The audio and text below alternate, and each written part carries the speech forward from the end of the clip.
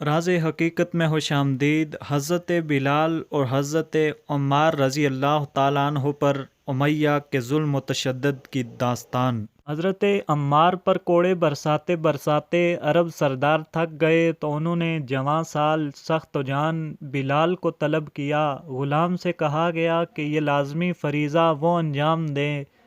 قریش کے اکابر غضب کا شکار تھے کہ عمار ان کی بات کیوں نہیں مانتا، محمد صلی اللہ علیہ وسلم سے منحرف کیوں نہیں ہو جاتا۔ بلال کے ہاتھ میں انہوں نے کوڑا تھما دیا، لیکن پھر ایک عجیب واقعہ ہوا کہ ایک بھی لفظ کہے بغیر بلال نے کوڑا نیچے گرا دیا۔ جب اس نے محمد صلی اللہ علیہ وسلم اور ان کے رب کی اطاعت کر لی تو امیہ کا غلام وہ کہاں رہا تھا۔ عرب سردار چیخ اٹھے، ایک غلام انکار کیسے کر سکتا ہے، لیکن وہ کر چکے تھے اور دائمی طور پر اپنے باطن میں غلام کی تقدیر ایک موڑ مڑ گئی تھی، ایک روشن ستارے پر ہمیشہ ہمیشہ کے لیے۔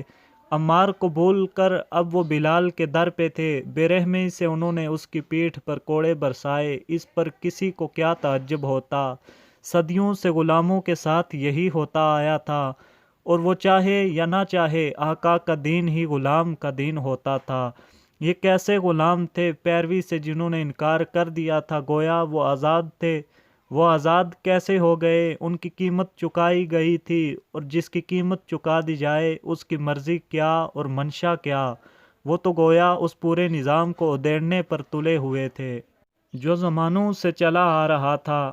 یہ بغاوت گوارا کر لی گئی تو اس کا مطلب یہ ہوگا کہ جمع جڑا یہ نظام پرزے پرزے ہو کر بکھر جائے، نہ کوئی آقا رہے اور نہ کوئی اطاعت گزار، کوئی حکم دینے والا اور نہ کوئی بجا لانے والا، نہ کوئی چھت باقی رہے نہ کوئی فرش۔ یہ کیسے ممکن تھا؟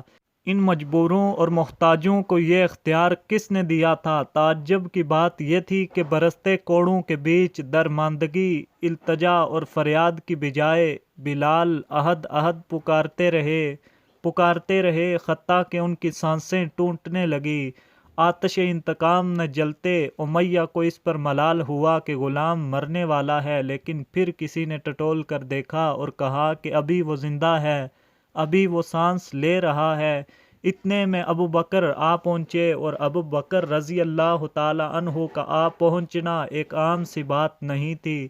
ہر کہیں وہ قدم نہیں رکھتے تھے، بے سبب وہ کہیں نہ جاتے تھے۔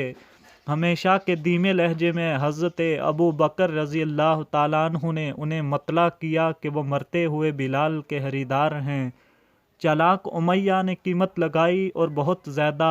قرینہ مکہ میں یہ تھا کہ ایسے میں باؤ تاؤ کیا جاتا، بعض اوقات اتنی دیر تک کہ ماتھے سے پسینہ پھوٹنے لگتا۔ صرف امیوں کا نہیں، شرفاء کا طریق بھی یہی تھا۔